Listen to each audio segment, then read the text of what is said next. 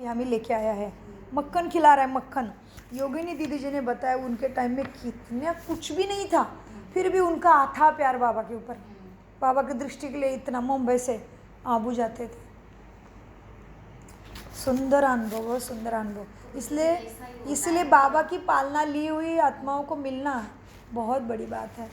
साकार बाबा की पालना वाले आत्माओं को मिलने से बाबा का जो बुक है जीवन को पलटाने वाली अद्भुत कहानी, इसको मैंने पढ़ा। इसमें ये छोटी छोटी बातें नहीं है, ये सबका पर्सनल अनुभव में एक वंडरफुल है। जैसे कि मुझे आत्मा के अनेक संकल्प चले कुछ तो सबके उत्तर उसमें मिले।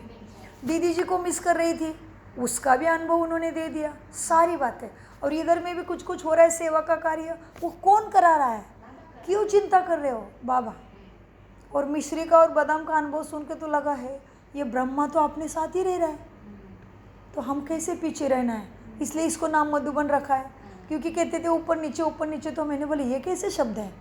हम लोगों को बोलना पड़ता है घर में, अरे जाओ ना ऊपर का लॉक बंद करके आओ, ऊपर का लॉक खोलो। नीचे जाते ऊपर नीचे थोड़ी करना है। तो फिर मन में संकल्प आया इसका नाम मधुबन रखते, जमुने के कंठे मधुबन है, अपनी नदी है सुंदर, और नीचे को शांति धाम रखा है नाम।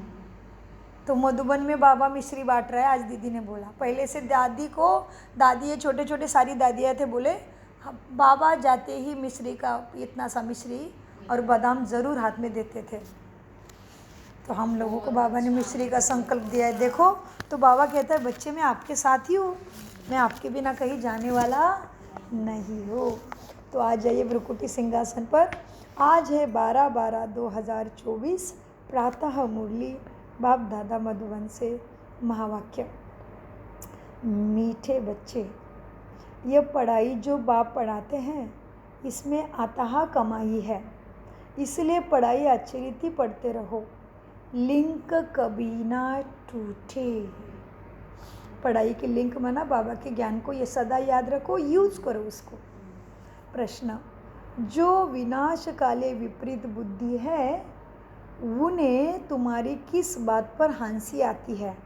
ये बातें 50 साल पहले की, अभी तो एग्री करने लगे हैं सभी। तो उत्तर है, तुम जब कहते हो अभी विनाश काल नज़दीक है तो उन्हें हंसी आती है। तुम जानते हो बाप यहाँ बैठे तो नहीं रहेंगे ना, क्योंकि बाप ऊपर वाला है। बाप की ड्यूटी है पावन बनाना। जब पावन बन जाएंगे तो यह पुरानी दुनिया विनाश होगी, नहीं आएगी। यह लड़ाई है ही विनाश के लिए। तुम देवता बनते हो तो इस कलियुगी चीची सृष्टि पर आ नहीं सकते, तो तुम्हारे लिए सफाई होना ज़रूरी है। तुम दिन रात उसकी याद की मेहनत कर रहे हो।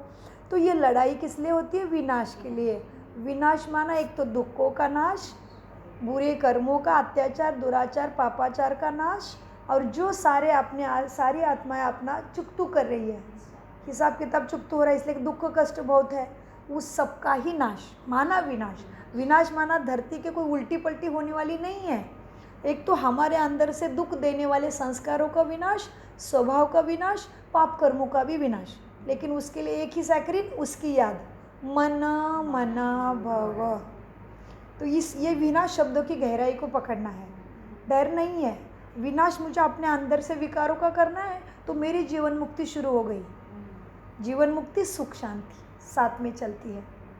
तो इसका विनाश, तो मुझे प्रथम अपने अंदर से कमियों का विनाश करना है, अज्ञान का विनाश करना है, और दिन भर अपने संकल्पों को क्या चल रहा है, संकल्प मेरे किसके लिए कैसे चल रहे हैं, उसके ज़रूर अटेंशन रखना है। तो व्यर्थ का विनाश, सफलता की तरफ जाना, अपने काम की चीज़ें नहीं, उधर देखना ही नहीं। जैसे घोड़ा होता है ना, बहुत ही तेज माना जाता है, ठीक है, लेकिन उसके दोनों कानों में कुछ बांधा रहता है। अगर वो बांधा हुआ नहीं होगा तो अपने लक्ष्य पे घोड़ा कभी नहीं पहुंचेगा। तो हम क्या कहते हैं, मन बेलगाम घोड़ा है। तो दोनों तरफ ब्रह्मा बाबा शिव बाबा की शिक्षा और पालना को रखना है, तभी लक्ष्य पे पहुंचेंगे, सांस खत्म होने से पहले। सो मीठे बच्चे, ये लड़ाई है विनाश के लिए। तो हमारी लड़ाई रावण के साथ, ठीक है। तो विनाश शब्द से डरना नहीं है, विनाश शब्द से पुरुषार्थ में तीव्रता लानी है। तो ये लड़ाई है विनाश के लिए। तुम देवता बनते हो तो इस कलियुगी चीची सृष्टि पर आ नहीं सकते। इसलिए सफाया ज़रूरी है। सफाया होना माना सारी आत्माएं ऊपर जाएगी, तो उसको ख़त्म करने के लिए शरीर को कुछ ना कुछ होना ज़रूरी है। सो ड्रामा का हर सीन कल्याणकारी, क्योंकि यहाँ पे क्या विज्ञान क्या कर रहा है, प्राण बचा के आयु बढ़ाने की कोशिश कर रहा है। कितनी भी खतरनाक दवाई हो, बीमारी हो, उसमें दवाई निकलेगी। तो ये सबको कैसे फिर ऊपर लेके जाना है। देवताओं को आने की तैयारी हो गई तो जाकर खाली चाहिए। तो विनाश कल्याणकारी है, सबका दुख खत्म हो जाएगा। ओ शांति। रूहानी बाप बैठ रूहानी बच्चों को समझाते हैं। बच्चे समझते हैं हम बहुत बेसमझ बन गए थे। समझ गए बच्चे? बन गए थे बेसमझ। अंदर से आना है, जी बाबा कोई निमित्त आत्मा मुझे नहीं दिखाई दे, दृष्टि ही बहुत सृष्टि को बदल देती है। यहाँ पे ब्रह्मा बाबा के तन में शिव बाबा मुझे दिखाई दे, अंदर से हर शब्दों के लिए निकले, हर महावाक्य के लिए जी बाबा, जी बाबा। बाबा आपको छोड़ के कहीं जा ही नहीं सकता, गोपियों को छोड़ के जाएगा कैसे? तो मुरली चलाता है, तो मुरली चलती थी तो गोपियाँ घर का काम धाम छोड़ के भागी उसके पीछे, ये गोपियाँ हैं और ये मुरली चल रही, इसलिए हाँ जी बाबा आना है अंदर से। निमित्त आत्मा नहीं दिखाई देना है, बाबा की लाइट और मेरी ब्रह्मा माँ दिखाई दे सामने, जहाँ भी दृष्टि जाए वही दिखाई दे। तो ये चलती मुरली, तो मुरली चलती माना माइक के सिवाय बोलते नहीं है सब तरफ, तो ये माइक है ना ब्राह्मणों का, ये मुरली है। रूहानी बाप बैठ रूहानी बच्चों को समझाते हैं। बच्चे समझते हैं हम बहुत बेसमझ बन गए थे, माया रावण ने बेसमझ बना दिया था। यह भी बच्चे समझते हैं कि बाप को ज़रूर आना ही है, जबकि नई सृष्टि स्थापन होनी है। त्रिमूर्ति का चित्र भी है, ब्रह्मा द्वारा स्थापना और विष्णु द्वारा पालना, शंकर द्वारा विनाश। क्योंकि करण करावनहार तो बाप है ना, हम तो निमित्त है, कराने वाला वो है। एक ही है जो करता है और कराता है। पहले किसका नाम आएगा? जो कराता है उसका ही नाम आएगा ना। जो करता है उसका नाम, फिर जिसके द्वारा कराता है उसका नाम। इसलिए भक्ति में हमेशा जो भी प्रार्थना करेंगे आखिर में बोलेंगे ब्रह्म देवताय नमः, विष्णु देवताय नमः, शंकर देवताय नमः, और फिर बोलेंगे परम पिता परमात्माय नमः। तो नमन किसको कर रहे हैं? देखो त्रिमूर्ति को नमन कर रही आत्मा है। तो ब्रह्मा द्वारा स्थापना, विष्णु द्वारा पालना, शंकर द्वारा विनाश, क्योंकि करण करावनहार तो बाप है। करण करावनहार कहा जाता है ना बाप को। ब्रह्मा द्वारा नई दुनिया की स्थापना कराते हैं। यह भी बच्चे जानते हैं हमारे में जो नई दुनिया है ना, कौन जानता है हमारी नई दुनिया आ रही है हमारे लिए? ये बच्चे जानते हैं मेरे। वैसे सारी दुनिया बाबा के बच्चे, लेकिन जिनकी ज्ञान का तीसरा नेत्र जग गया है वही माना शंकर की यहाँ पे आग दिखाती तीसरी, वो हम हैं। शंका माना अज्ञान दूर हो गया, सब कुछ दूर हो गया हमारा, हमें ज्ञान मिल गया। तो यह भी बच्चे जानते हैं हमारी जो नई दुनिया है जो हम स्थापन कर रहे हैं अभी, इसका नाम ही है देवी देवताओं की दुनिया। सतयुग में ही देवी देवता होते हैं, किसी और को देवी देवता नहीं कहा जाता, वहाँ मनुष्य होते ही नहीं। है ही एक देवी देवता धर्म, दूसरा कोई धर्म सतयुग में है ही नहीं। अभी तुम बच्चे स्मृति में आए हो ना, आ गई स्मृति? जी बाबा, अभी तुम बच्चे स्मृति में आए हो कि बरोबर हम देवी देवता थे। निशानियाँ भी हम सबके घर में देवी देवताओं की पूजा है ना मंदिर? हाँ, तो अभी जाना है मन के अंदर। अभी कहाँ जाना है? मन के अंदर, तभी फिर बनेंगे मंदिर लायक, बंदर से मंदिर योग्य। तो मंदिरों में हो रही देवी देवता की पूजा और दिन रात उनको मांग कर रहे हैं, तो हमारे वाइब्रेशन से दुख सबके हटेंगे। तो उसके लिए हमें क्या देना पड़ेगा? अटेंशन, टेंशन नहीं, अटेंशन। तो बच्चे बाबा कहते मनुष्य ये बात को नहीं जानते। सतयुग में है देवी देवता और किसी को भी देवी देवता नहीं कहा जाता, वहाँ मनुष्य होते ही नहीं है। कहा? बहुत अच्छा, देखो दर्द है फिर भी आए हो ना, प्राप्ति है। वहाँ मनुष्य होते ही नहीं। इनका आज इधर में दर्द है पेट में, है ही एक देवी देवता धर्म, दूसरा कोई धर्म है ही नहीं। अभी तुम बच्चे स्मृति में आ गए हो, है ना। तुम देवी देवता थे, इसकी निशानियाँ भी है। देखो, इस्लामी, बौद्धिक, क्रिश्चन आदि सबकी अपनी अपनी निशानियाँ है उनके पास भी। हमारा जब राज्य था तो और कोई यहाँ नहीं था धरा पे। अभी फिर और सभी धर्म है यहाँ पे है, क्या नहीं है फिर? हमारा देवी देवता धर्म ही नहीं है, केवल मूर्तियाँ लेके बैठे हैं। कहते आरती उतारो। आरती माना मूर्ति के अंदर रथ के अंदर आत्मा नहीं है, इसलिए कहते, इधर कहते देवी देवताओं को आरती उतारो, जय देवी, और उधर मनुष्य मरने के बाद भी कहते आरती उठा लो। तो देखो क्या कहा बाबा ने, सभी धर्म हैं, हमारा देवता धर्म नहीं है। गीता में अक्षर बड़े अच्छे हैं, परंतु बाबा क्या सुना रहे देखो मीठे बच्चे, बाबा मिस करता है आपको क्लास में, अच्छे से सुनना। गीता में अक्षर बड़े अच्छे हैं, परंतु कोई समझ नहीं सकते। बाप कहते हैं विनाश काले विपरीत बुद्धि, और विनाश काले तुम बच्चों की है भगवान से प्रीत बुद्धि। मिल गया सर्टिफिकेट। विनाश तो इस समय ही होना है, बाप आते ही है संगम पर, जबकि चेंज होना है। बाप तुम बच्चों को बदले, मैं सब कुछ, अच्छा, तुम बच्चों के लिए बाबा सब कुछ बदल नया बनाता हूँ। तुम बच्चों को बदले में सब कुछ नया देते हैं, क्योंकि तुमने कर दिया तेरा तुझको अर्पण। तो बाबा मिलने के बाद सब रिश्ते बाबा के साथ जोड़ के दिन रात बाबा चलता है ना, ज्ञान योग धारणा सेवा में। वह बाबा सुनार भी है, धोबी भी है, और बड़ा व्यापारी है। ऐसे बाप के साथ बिरला कोई बाप से व्यापार करे।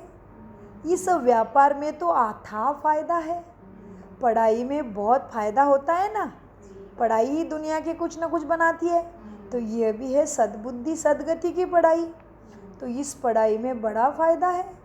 महिमा भी की जाती है ना कि पढ़ाई में कमाई है, वह भी जन्मों जन्मों के लिए कमाई तुम्हारी हो रही है।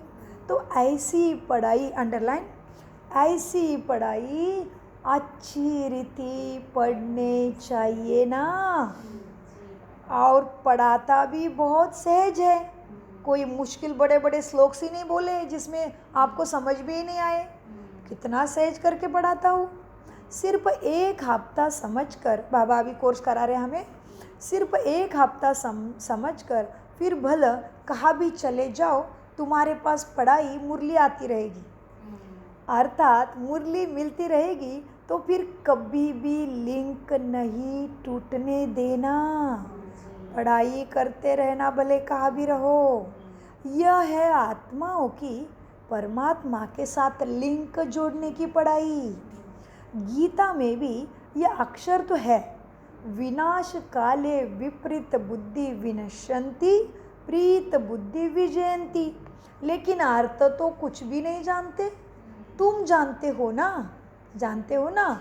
इस समय मनुष्य एक दूसरे को काटते और मारते ही रहते हैं। इन जैसा क्रोध व विकारी और कोई होता ही नहीं है, ऐसे मनुष्य भी है। यह भी गायन है कि द्रौपदी ने पुकारा, बाप ने कितना समझाया है, तुम सब बच्चियाँ ही द्रौपदिया हो। भगवान वाच, बाप कहते हैं बच्चे अब विकारों में नहीं जाओ, तुमको स्वर्ग में ले मैं चलता हूँ, इसलिए पढ़ाता हूँ। तुम सिर्फ बाप को याद करो। अब विनाश काल है ना, किसी की भी नहीं सुनने वाली है। दुनिया किसी का भी नहीं सुनेंगे, लड़ते ही रहेंगे। किसी की भी सुनते नहीं, लड़ते रहते हैं।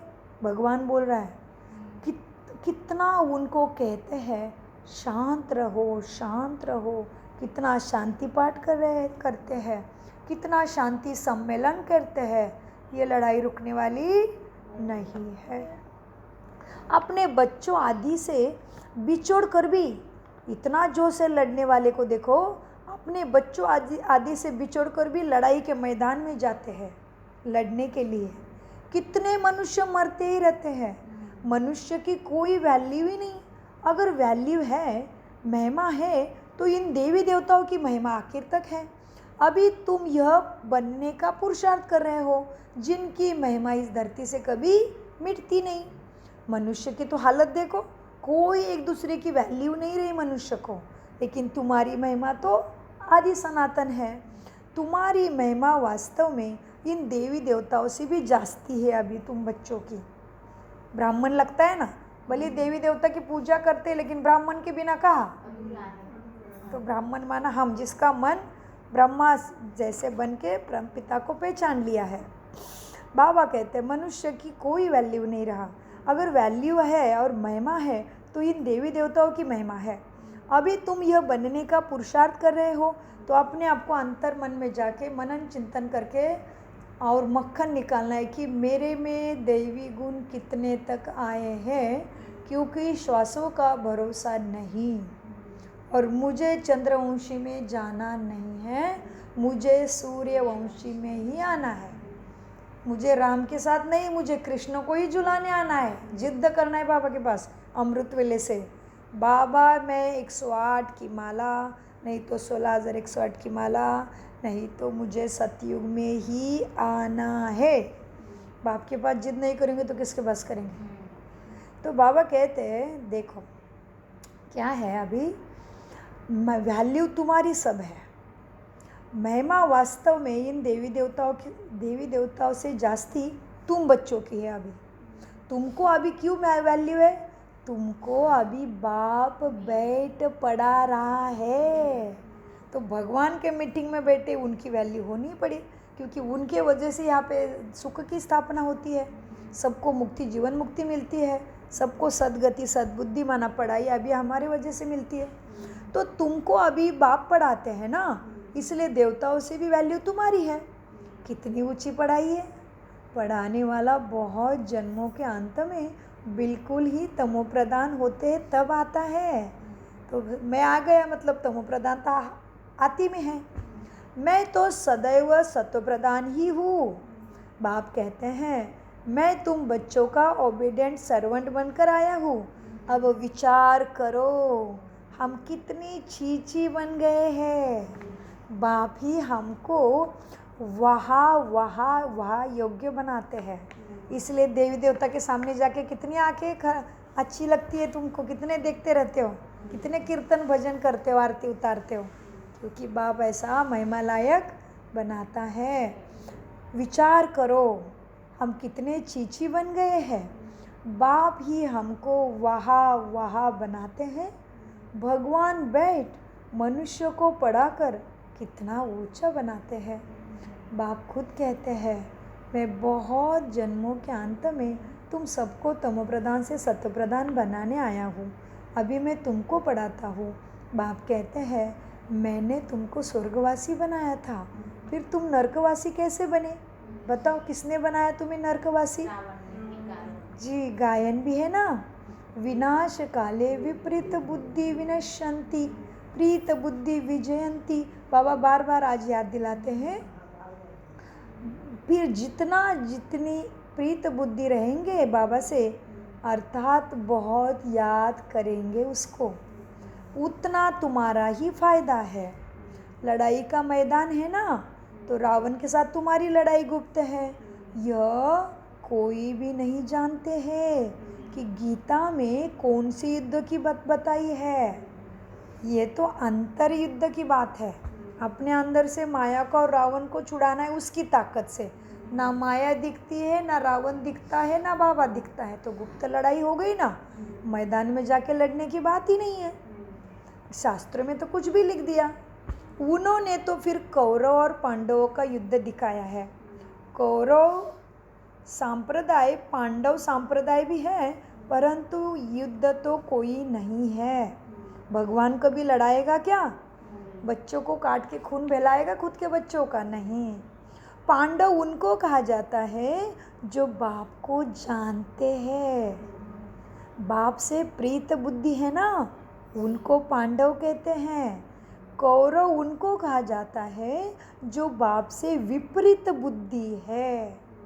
अक्षर तो बहुत अच्छे समझने लायक है, लेकिन कोई समझने को तैयार नहीं है, क्योंकि वो विनाशकाली विपरीत बुद्धि है, भगवान से विपरीत हो गए हैं।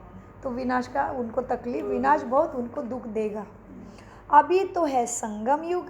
तुम बच्चे जानते हो नई दुनिया की स्थापना हो रही है, तो बहुत बुद्धि से काम लेना है। माया तुम्हें रॉयल रूप में भी फंसाएगी और विकराल रूप में भी फंसाएगी। अभी दुनिया कितनी बड़ी है, सतयुग में कितने थोड़े मनुष्य होंगे। छोटा झाड़ होगा ना, वह झाड़ फिर बड़ा होता है मनुष्य सृष्टि का। मनुष्य सृष्टि रूपी यह उल्टा झाड़ कैसे है, यह भी कोई नहीं समझते हैं। इनको कल्पवृक्ष कहा जाता है, लेकिन कैसा कल्प, कैसा वृक्ष, किसको समझने को तैयार नहीं। गीता में गाते रहते हैं। वृक्ष का नॉलेज भी तो चाहिए ना, और वृक्ष का नॉलेज तो बहुत बहुत ईजी है, जो झट बता देंगे तुम्हें 7 दिन के कोर्स में। इस वृक्ष का नॉलेज भी ऐसा ईजी है, परंतु यह है ह्यूमन वृक्ष। क्या है? ह्यूमन वृक्ष। तो ये कल्प वृक्ष के नीचे कहानियाँ तो बहुत बना दी। सुनिए क्या आपने सब कल्प वृक्ष की कहानियाँ छोटेपन में सुनी? कि कहते हैं कि ऐसा कोई कल्प वृक्ष है, जादू का वृक्ष है, जिसके सामने बैठेंगे तो आपने भले अलग अलग सुना होगा, लेकिन मैंने छोटेपन से सुना ऐसा कल्प वृक्ष है जिसके सामने भगवान ही बिठाते हैं बहुत अच्छे कर्म करने से, और उसके सामने बैठने से आपकी सारी इच्छाएं पूरी होती है। तो ये कल्प वृक्ष है, ये ह्यूमन ट्री। तो बाबा ने उसकी याद दिलाई और बाबा ने कहा विनाश काले विपरीत बुद्धि और विनाश काले प्रीत बुद्धि विजयंती, विनाश काले विपरीत बुद्धि विनश्यंती। विनाश होगा उनका, क्योंकि उनको सतयुग में भी आने का भाग्य नहीं है, त्रेता में भी नहीं, तो द्वापर में भी नहीं है, केवल कलयुग के कचरे में आएंगे ऊपर से कहीं कहीं।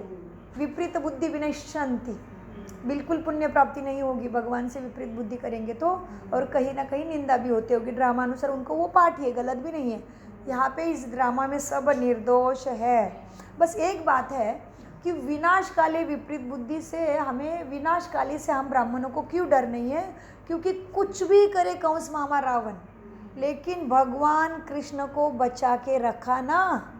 जन्म देने वाली माँ अलग रह गई, बाप जेल में रह गया, वो रावण का कष्ट, कंस मामा का कष्ट झेलते रहे खुद की बहन होके, लेकिन कृष्ण अच्छे से मथुरा में पलता रहा, मासी के घर में। मासी, मन जो मुझे लगाएगा वो मासी बन के रक्षा करेगा। फिर आग भी लग जाएगी घर को, लेकिन तुम जब तक बाहर नहीं निकलती आग तुम्हारे पास आ नहीं सकती। इसको कहते हैं प्रकृति जीत, और वो है प्रकृति पति।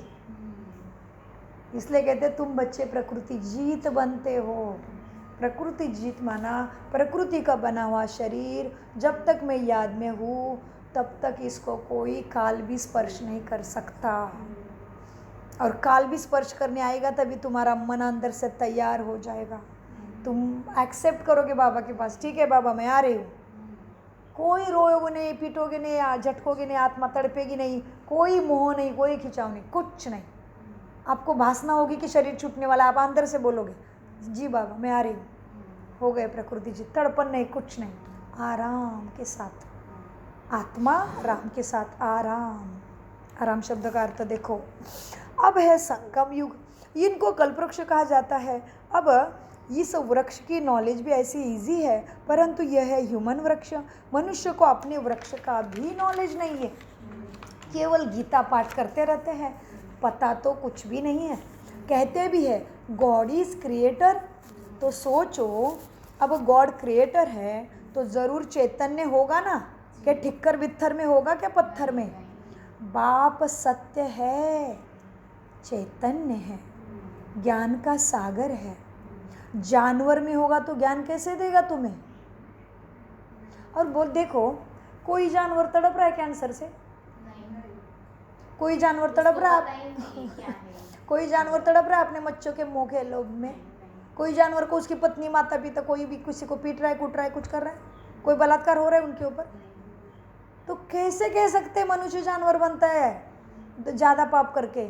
मनुष्य जानवर नहीं बनता, लेकिन जब ज़्यादा पाप कर्म करते हो, भगवान से विपरीत बुद्धि जाते हो, तभी तुम्हारे साथ जो दूसरे आत्मा से व्यवहार होगा वो जानवर भी नहीं करता वैसे व्यवहार होगा। इसलिए कहा मनुष्य को डराने के लिए साधु संतों ने, वो हमारे माँ बाप थे उस टाइम के द्वापर के शुरू में और कलयुग की शुरुआत में, वो साधु संतों ने इसलिए लिख के रखा कि कहीं ना कहीं बच्चों को डर हो। हम बोलते हैं ना बच्चों को आगे नहीं जाना, देखो शेर आ गया, शेर भी कोई आता नहीं, माँ को स्वीकार भी नहीं शेर आए मेरे बच्चे के पास, लेकिन वो समझाने के लिए, इसलिए शास्त्रों में हमें समझाने के लिए लिखा था कि ऐसे ऐसे कर्म करोगे तो 84 लक्ष योनि में जाना पड़ेगा, जानवर सांप कुत्ता बिल्ली बनना पड़ेगा, जानवर सांप गुल्ला कुत्ता जैसे व्यवहार आत्मा तुम्हारे साथ दूसरी करेगी। इमेजिन कर सकते हो क्या 3 साल की लड़की के ऊपर बलात्कार? कुत्ते जैसा व्यवहार नहीं हुआ तो क्या हुआ फिर इसको? जानवर से भी बदतर हो गया ना। तो ये होने वाला है। तो जानवर योनि में जाने से तो दुख ही खत्म हो जाएगा ना फिर तो आम का वृक्ष लगाओगे तो आम ही आएगा। मनुष्य सृष्टि का आत्मा है तो मनुष्य ही बनेगा, जानवर की आत्मा है तो जानवर की योनि अलग है। इसलिए बहुत संभाल के कर्म करना है। इसलिए बाबा कहते गाते तो है, पता तो कुछ भी नहीं है। गॉड इज क्रिएटर तो ज़रूर चैतन्य है ना, बाप सत्य है, चैतन्य है, ज्ञान का सागर है, उनमें कौन सा ज्ञान है यह भी नहीं समझते। बाप ही चैतन्य सृष्टि का बीज रूप है, उनसे ही सारी रचना होती है। तो बाप बैठ समझाते हैं। मनुष्य को अपने झाड़ का भी पता नहीं है और झाड़ों को तो अच्छी रीति जानते हैं, अपने मनुष्य सृष्टि के झाड़ को नहीं जानते। झाड़ का बीज अगर चैतन्य होता है तो भगवान चैतन्य है, तो झाड़ का बीज अगर चैतन्य होता है तो बतलाने वाला ना, झाड़ का बीज चैतन्य होता तो बतलाता ना। उस भगवान सब में है, चराचर में भगवान है, वृक्ष वेली में, पहाड़ों में, पत्थर में, जानवर में भगवान ने बोला ना। तो बाबा कहते हैं झाड़ का बीज अगर चैतन्य होता तो बतलाता ना। इस झाड़ का, दुनिया के झाड़ का, लकड़ी वाला झाड़, तो झाड़ का बीज अगर चैतन्य होता तो बतलाता ना, परंतु वह तो है जड़। तो अब बाप तुम बच्चों को समझाते हैं इस मनुष्य रूपी चैतन्य वृक्ष का रचता और रचना का राज। तो तुम हो गए राजयोगी, राज को जान लिया तो जीते जी दुख की दुनिया में अपने मन बुद्धि के राजा बने, तो सुख शांति आपके आगे पीछे घूमने लगी और उसके बाद इसी जीवन में रहते हुए जीवन मुक्ति हो गई। कोई भी कुछ भी व्यवहार कर रहा है, हमें मालूम है अरे कोई बड़ी बात है क्या, मैंने भी कुछ करके रखा है, उसकी क्या गलती है, बाबा उसका भला करो, चलो कोई बात नहीं, मेरे को इंसल्ट करके गया ना, उसका भला करो, उसकी बुद्धि की तार परमात्मा से जुड़ जाए, उसकी भी सदगति हो जाए। अभी बुरा निकलता है क्या?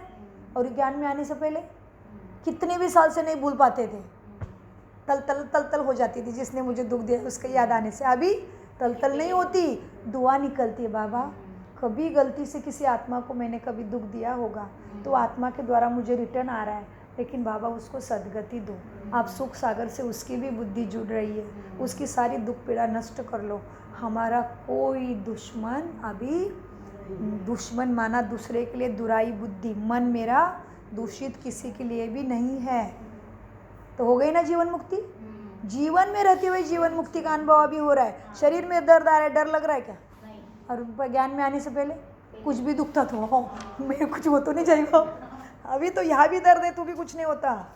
दिल दुखने से कितना डर लगता है, और ये आत्मा का तो ओपन हार्ट हुआ है 4-5 घंटे का, तो भी डर नहीं लगता है। दिल उसका, शरीर उसका, खेल उसका, मैं क्यों डरूं? निश्चिंत अवस्था, वो निश्चिंत अवस्था है, जीवन मुक्ति की अवस्था है। तो बाबा कहते हैं मीठे बच्चों, अब क्या है, अब बाबा कहते हैं झाड़ का बीज अगर चैतन्य होता है तो ये जड़ झाड़ किसी को ज्ञान दे सकता है क्या? लेकिन तुम बच्चे ही रचता और रचना के राज को जानते हो। यह सत्य है ना, सत्य है ना ये झाड़? हाँ जी सत्य है, ये सत्य है, चैतन्य है, ज्ञान का सागर है। चैतन्य में तो बातचीत कर सकते हैं ना। मनुष्य का तन सबसे उच्च अमूल्य गाया जाता है, इनका मूल्य कथन नहीं कर सकते। क्या बोला बाबा ने? नहीं कर सकते कि नहीं? अभी सुजाता बहन का कितने साल हो गए ऑपरेशन करके? 14, 15, 16, 17 साल हो गए होंगे। ओपन हार्ट किया था। 10 लाख का वॉल है अंदर, 10 लाख का वॉल है अंदर। छोटा 4 वॉल्स रहते हैं ना हार्ट के, तो हमारा एक वॉल बिगड़ गया था, झड़पा रहते 4 है वॉल्स, तो इसमें से एक वॉल बिगड़ गया तो ब्लड सप्लाई ऊपर बॉडी को जाने से पहले उधर ही अटक जाता था, ब्लड सप्लाई ठीक से नहीं होता था, तो खतरा था जान को, इसलिए हृदय का ओपन हार्ट कर दिया। अब ये भगवान ने दिए हुए एक एक पार्ट की कितनी वैल्यू होगी, क्योंकि एक वॉल डालने के लिए 10 लाख लगते हैं, और फिर टोटल खर्चा सारा मिला के हॉस्पिटल का 30 लाख तक जाता है। एक वॉल की कीमत 10 लाख है, बाकी तो ऑपरेशन और डॉक्टर और दवाई छोड़ो। तो इसलिए बाबा कहते हैं ये शरीर अमूल्य अनमोल, इसका मोल नहीं लगा सकते। हर चीज़ का देखो, कोई भी पार्ट बदलना है तो कितना पार्ट लगता है, और इतना हाथ बनाना है तो कितने 50 लाख का हाथ बनता है प्लास्टिक का, सोचो। तो इसका क्यों नहीं काम सफल करे ऐसे।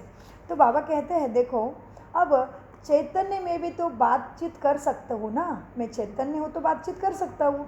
देखो मनुष्य का शरीर सबसे उच्च और अमूल्य गाया जाता है ना, इनका मूल्य कथन नहीं कर सकते हो। बाप आकर आत्माओं को ये सब बातें बैठ के समझाते हैं। तुम रूप भी हो, रूप है ना एक, हमें सबका अपना अपना रूप है, चेहरा है, और तुम बसंत भी हो। तो बसंत कब बनेंगे, सद्गुण अंदर आएंगे तभी। और कल बाबा ने क्या बोला, स्नेह के शक्ति से ही कितना भी बड़ा पहाड़ पानी जैसे हल्का कर सकते हो तुम बच्चे ही।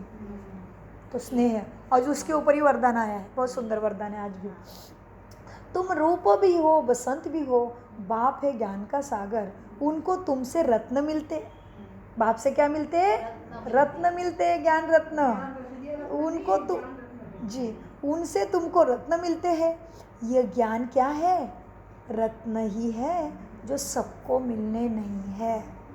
जिन रत्नों से वह रत्न भी तुम्हारे चरणों के नीचे आ जाते हैं। ये रत्न की वजह से वो रत्न के मालिक बनते हैं फिर, क्योंकि गुण धारण करेंगे तो सुकर्म ही सुकर्म।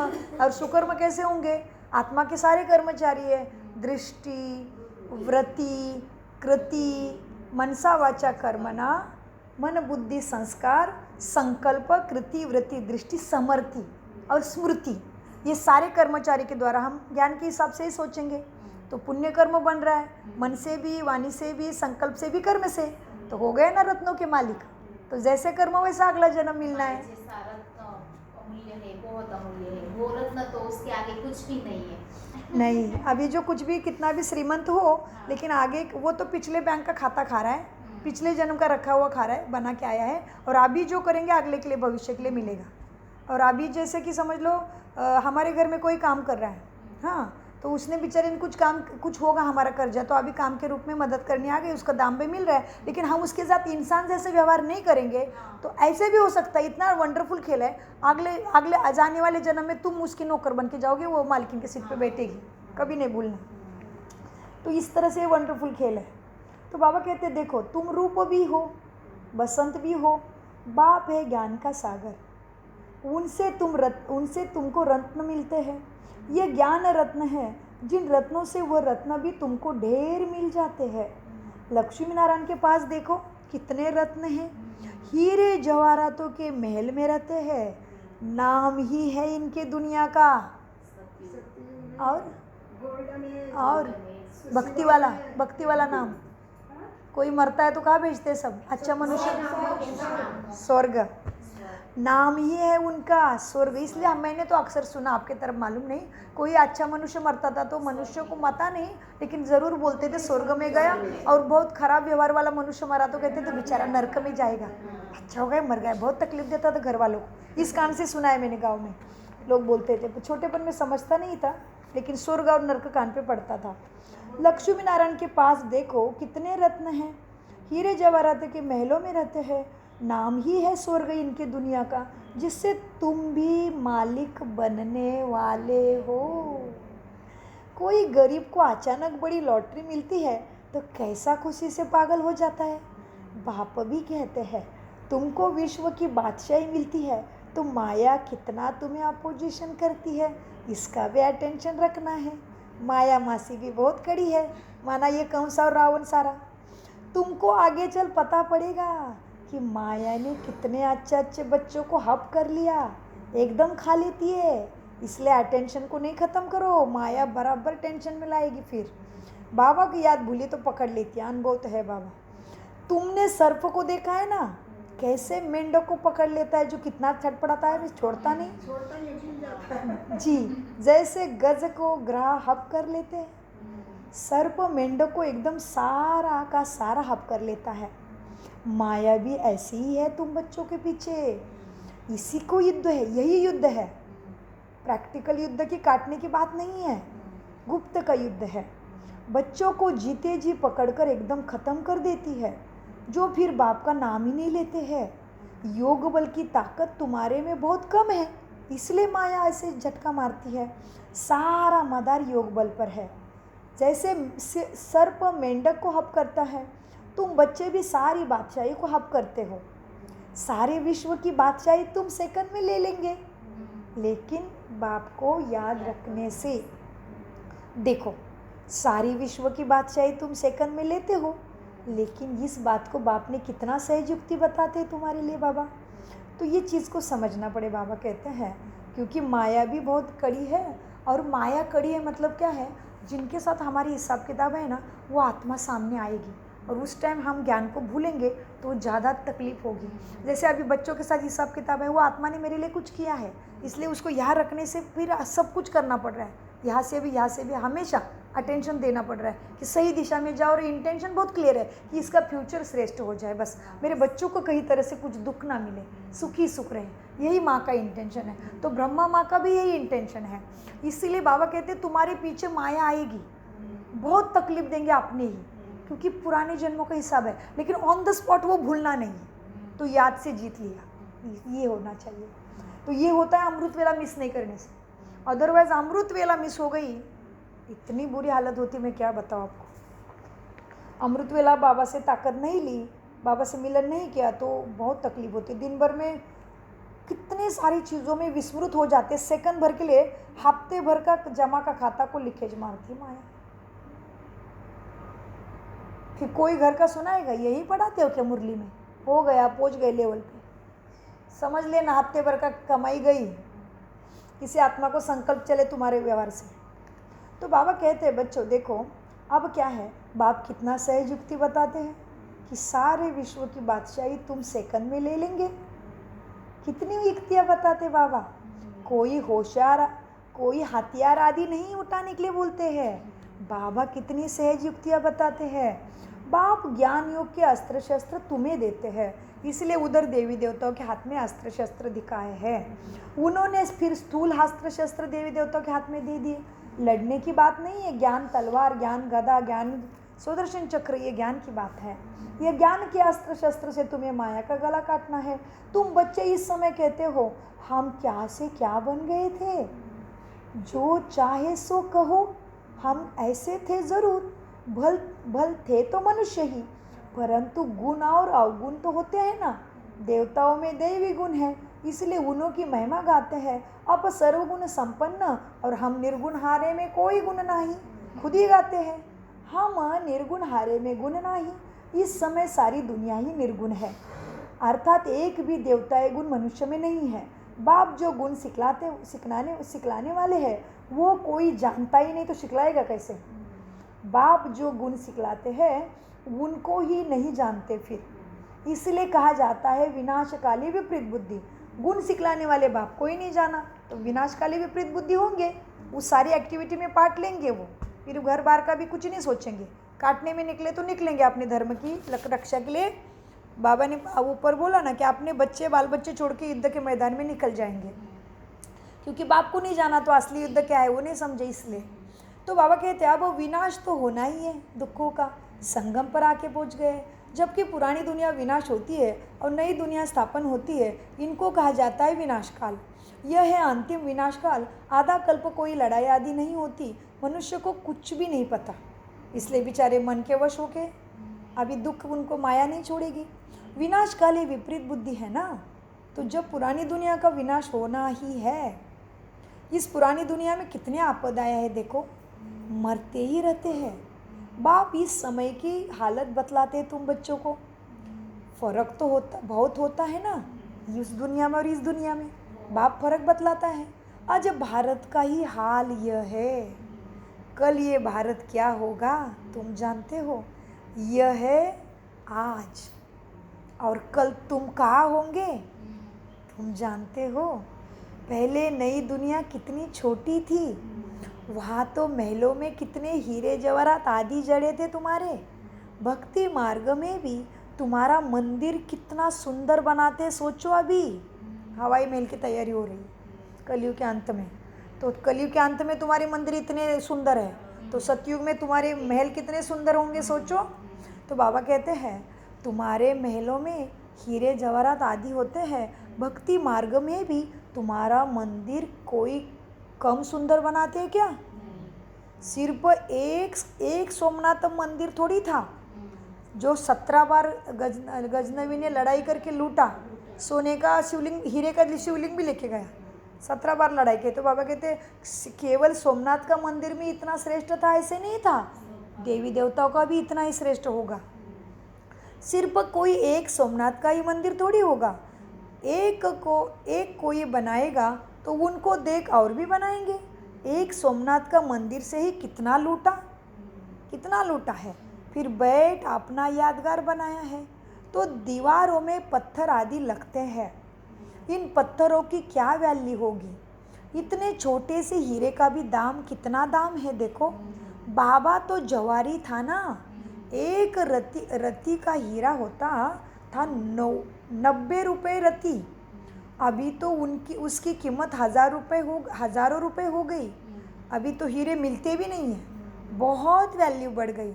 इस समय विलायत आदि तरफ बहुत धन है, परंतु सतयुग के आगे यहाँ का धन कुछ भी नहीं है।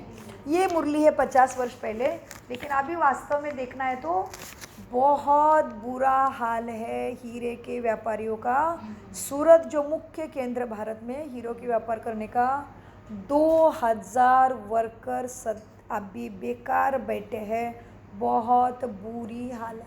2 लाख बोला, 2 लाख आया ना न्यूज़ में, कितना 2000 का 2 लाख, 2000 बोला ना, 2000 नहीं, 2 लाख का 2000, हाँ, 2 लाख होगा। 2 लाख वर्कर है, न्यूज़ में आया। 2000 नहीं होगा, क्योंकि घर ऐसे लोग बोल रहे हैं काम नहीं है, हीरा नहीं चाह रहे। हो गया कलयुग का बड़ा ये यहाँ का हुआ है तो वहाँ का तो हो ही होगा, क्योंकि इधर का हालत तो इधर ही सारे देश के लोग आते फिर भी, और अपना तो हो गया होगा। 2 लाख शायद न्यूज़ में आया है भाभी, न्यूज़ में आया है, बहुत बुरा हाल है अभी। तो बहुत ये दिख रहा है सारा यही कलयुग का धीरे धीरे मनुष्य का संस्कार परिवर्तन होगा। कोई ऐसे उल्टा पलटी नहीं होने वाली है जैसे। लेकिन देखो ना, पहले हम छोटे थे तभी घर कैसे थे, आधुनिकता कितनी थी, साइंस कितना था, वैसे ही धीरे धीरे घर के आत्माओं के संस्कार बदलते जाएंगे। और धीरे धीरे जैसे घर की टेक्निक कैसे बदली, 100 साल पहले इतनी ऊंची बिल्डिंग होती थी क्या, वैसे ही सतयुग की शुरुआत स्मूथली हो जाएगी। जैसे देखो राजा आपके तरफ कौन से राजा थे? राजा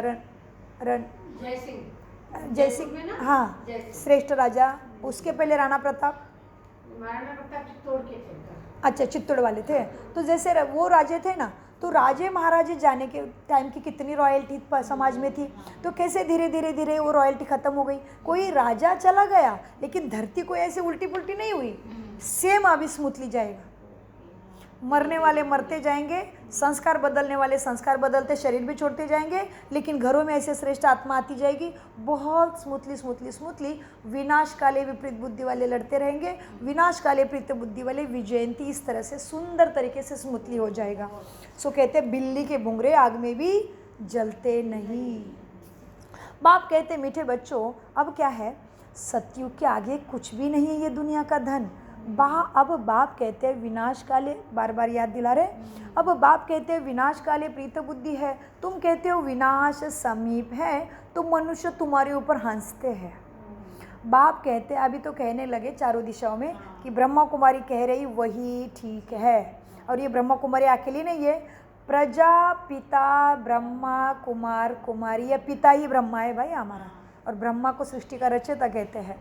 बाप कहते हैं मैं कितना समय बैठा रहूँगा यहाँ पे, मुझे कोई यहाँ मज़ा आता है क्या? बाबा बोल रहे हैं मीठी मीठी बातें, बाबा मीठी मीठी बातें कर रहे हैं अभी बाबा खुद बोल रहा है, ब्रह्मा के मुख से शिव बाबा खुद बोलता है कभी कभी, मुझे कोई यह मज़ा आता है क्या? मैं तो ना सुख में ना दुख में होता हूँ, मेरी तो ऊपर ड्यूटी है। अभी मेरे ऊपर यहाँ पे कौन सी ड्यूटी है? पावन बनाने की। तो तुम यह थे, याद दिलाता हूँ। अब यह बन गए, अभी तुम यह देवी देवता थे, अब तुम ये इतने वो पतित बन गए हो। मैं याद दिलाने का काम करता हूँ, फिर तुमको ऐसा ऊंचा मैं बनाता हूँ। तुम जानते हो हम फिर वह बनने वाले हैं। अब तुमको यह समझ आई है ना, तो तुम हो गए जानी जाननहार, जानने से खुद के दुख हारने वाले, समर्थ बन गए तुम। इसलिए पहले साधु संत ऋषि मुनि के सामने समर्थ स्वामी ऐसे ऐसे नाम लगाते हैं, टाइटल। अब तुम्हें यह समझ आई है, हम इस देवी घराने के भांति थे, राजा ही थे। फिर अपने सबने अपने अपनी राजाई गवाई, फिर और आने लगे। यह सब चक्र पूरा होता है। अभी तुम समझते हो लाखों वर्ष की तो कोई बात ही नहीं है, ये लड़ाई है विनाश की।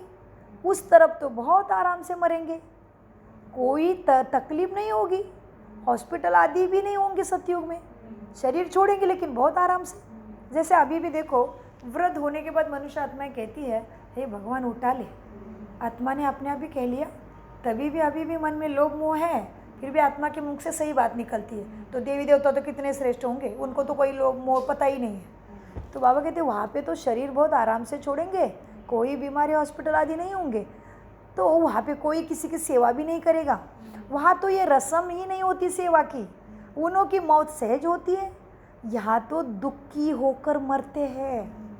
क्योंकि और हमारी आंटी जी का मृत्यु, इनकी पत्नी ने शरीर छोड़ा, अरे स्नान करने गई थी, आत्मा शरीर को धोते धोते उड़ गई।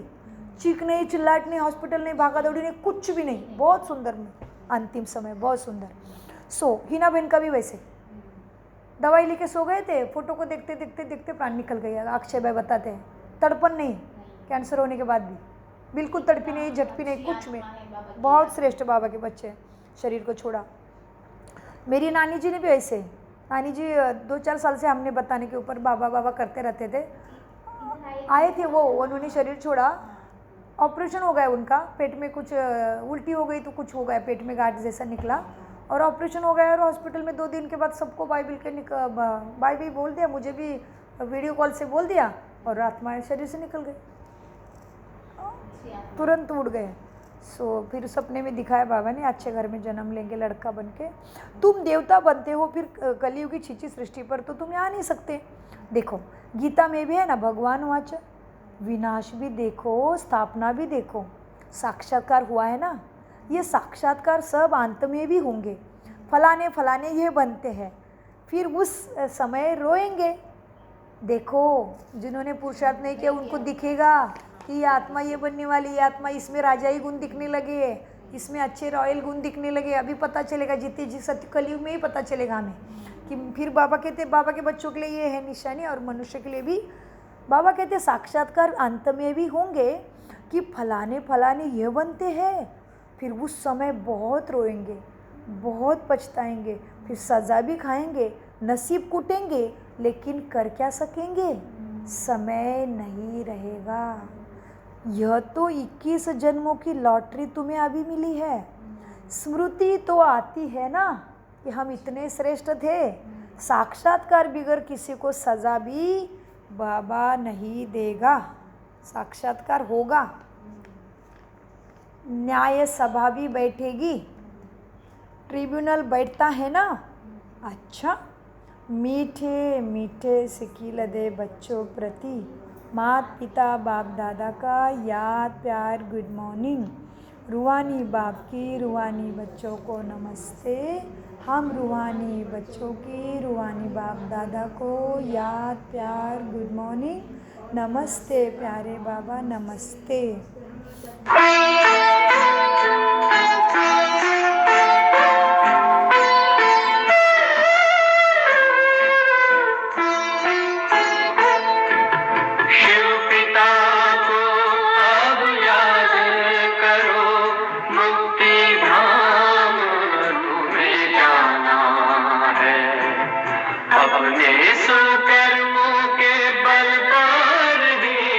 सतयुग में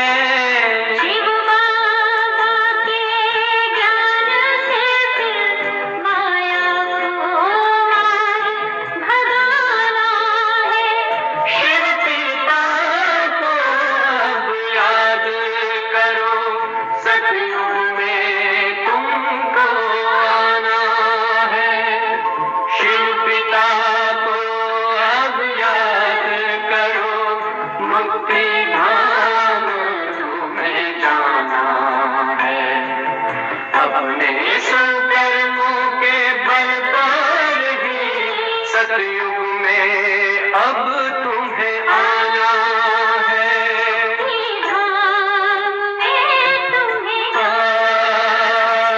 सतयुग में अब तुम्हें आना है।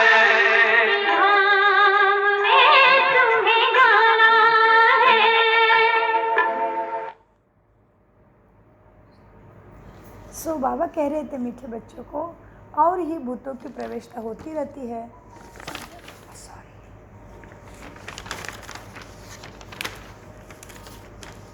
मीठे मीठे बच्चों को याद प्यार नमस्ते हो गया ना। धारणा के लिए मुख्य सार है, स्वयं में ज्ञान रत्न धारण कर रूप बसंत बनना है, इसलिए कृष्ण को रूप बसंत कहते हैं। ज्ञान रत्नों से विश्व की बादशाही की लॉटरी लेनी है। ज्ञान रत्नों से ही लॉटरी मिलेगी। जैसे आजकल बच्चे पढ़ाई करते हैं तो स्कॉलरशिप मिलती है, और हमारी स्कॉलरशिप है सतयुग की बादशाही।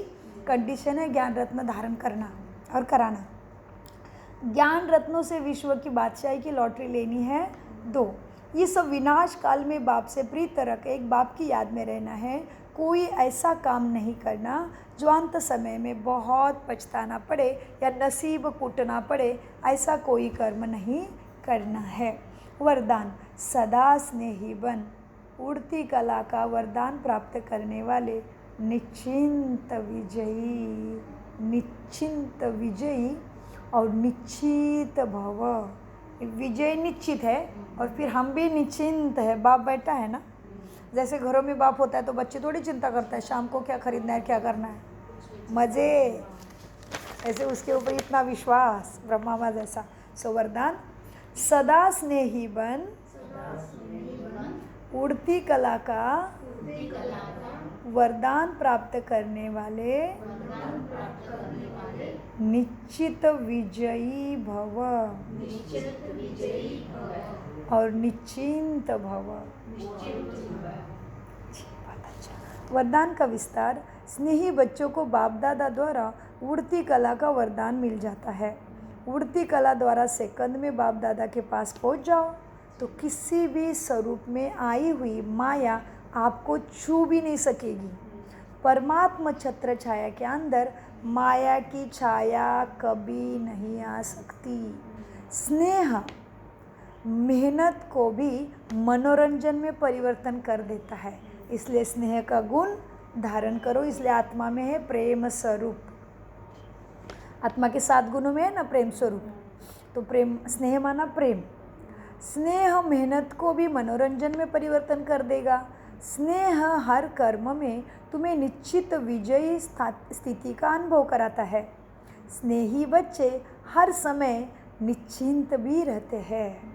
स्लोगन, नथिंग न्यू की स्मृति में, नथिंग न्यू की स्मृति से सदा अचल रहो तो खुशी में नाचते रहेंगे। ओम शांति, ओम शांति, ओम शांति। मीठे प्यारे बाप दादा का अनगिनत पदम गुना शुक्रिया शुक्रिया शुक्रिया। कम बोलो, मीठा बोलो।